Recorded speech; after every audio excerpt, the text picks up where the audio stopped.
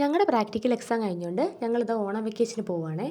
ഞങ്ങൾ കൂട്ടത്തിലുള്ള 2 പേർക്ക് വരാൻ പറ്റില്ല കേട്ടോ. കാരണം അവർ പ്രാക്ടിക്കലിൻ്റെ ഡേറ്റ് ഇതുവരെ വന്നിട്ടില്ല. അങ്ങനെ അവരും കൂടി ഞങ്ങളുടെ കൂടെ ബസ് കയറ്റി വിടാൻ വന്നായിരുന്നേ.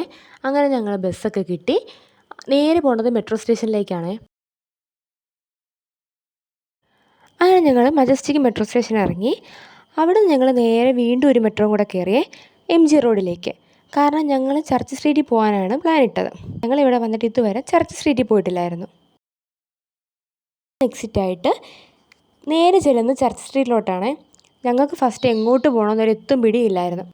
ഈ കാണുന്നത് അവിടെയുള്ള ലിക്കർ ഷോപ്പാണെന്ന് ആരെങ്കിലും പറയുമോ? അത്രയ്ക്കൊരു വെറൈറ്റി ആയിട്ടൊരു സംഭവമായിരുന്നേ.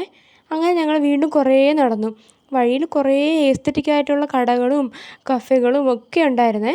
കുറേ കമ്മലുകളും ഒക്കെ. പക്ഷെ ഞങ്ങൾക്കൊന്നും വാങ്ങിക്കാൻ പറ്റിയില്ല. കാരണം എല്ലാത്തിനും നല്ല റേറ്റായിരുന്നേ. വഴിയിലിങ്ങനെ കുറേ ഫ്ലവേഴ്സും ഫോട്ടോ ബൂത്ത് ഉണ്ടായിരുന്നു. അങ്ങനെ കുറേ സംഭവങ്ങളുണ്ടായിരുന്നേ.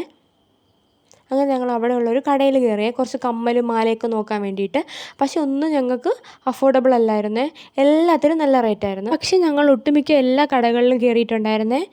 എന്നിട്ട് ഒട്ടുമിക്ക സാധനത്തിൻ്റെ വിലയും നോക്കിയിട്ടുണ്ടായിരുന്നു. പക്ഷേ ഒന്നും ഞങ്ങൾക്ക് അങ്ങോട്ട് ഇഷ്ടമായതുമില്ല. പിന്നെ ഒന്നും ഞങ്ങൾക്ക് അഫോർഡബിൾ ആയിട്ടും ഇല്ലായിരുന്നു.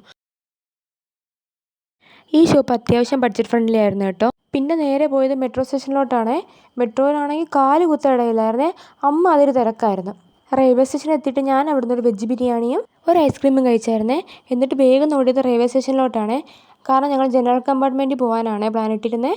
കാരണം നേരത്തെ ചെന്നാലേ അവിടെ ഞങ്ങൾക്ക് നിന്നേലും പോകാൻ പറ്റത്തുള്ളൂ. അപ്പോൾ ശരി, ബൈ.